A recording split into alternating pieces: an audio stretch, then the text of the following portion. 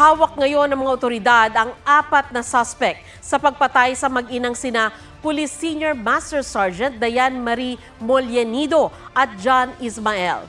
Bukas daw ihahayag ng mga otoridad ang resulta ng investigasyon at kung dawit nga ba ang dating asawa ni Mollenido. May report si Marisol Abduraman. Kaupa pinatay pero itinapon ng hiwalay ang mag-inang sina Police Senior Master Sergeant Diane Marie Mollenido at 8 taong gulang na anak na si John Ismael. Nawala sila noong January 16 kung saan nagbenta ng sasakyan si Mollenido. Nakita sa Baguio ang ibinentang sasakyan. Sa Pampanga naman natagpuan ang SUV na pinagsakyan sa mga bangkay. Mula nitong Biyernes, 3 suspect ang inaresto. 2 sa kanila ay mag-asawa. Ang babae ay ang agent sa pagbebenta ng sasakyan. Inaanak din siya ni Mollenido. Ang asawa ng agent ay isang na-dismiss na pulis. Ang isa pang hiwalay na nadakip, kumpare ng asawa ng agent. Itinuro niya ang mag-asawa na nasa likod daw ng pagpatay. Sila po talaga. Wala na pong iba. May gawa.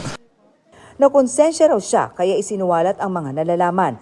Napakasakit po. Nakita ko na lang yung nangyari. Binabalot na nila. Doon yung bata, buhat-buhat na ng pag-asawa, nilagay dun sa bodega. Wala nang buhay. Sabi kong ganun, mahirap yung ginawa ninyo. Anak din ako. Kanina, lumutang din para sumuko ang isa pang suspect.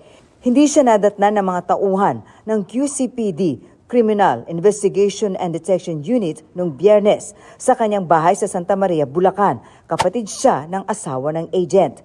Naroon umano siya sa bahay ng mag-asawa kung saan nangyari ang krimen. Sabihin mo lahat, walang labis, walang kulang. No? Apo. Nakonsensya na po talaga ako at natatakot ako.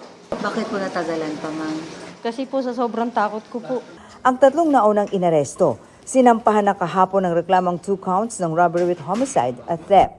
Ito rin ang isinampang reklamo sa mismong strange husband o dating asawa ni Mollenido at ama ni Ismael, si Police Senior Master Sergeant John Mollenido. Pero ayon sa abogado ni John Mollenido, hindi siya suspect. Hindi naman siya nakaposa, so talagang hindi naman siya naaresto. Meron po tayong inquest na nangyayari, pero hindi naman po party doon ang aming kliyente na si John.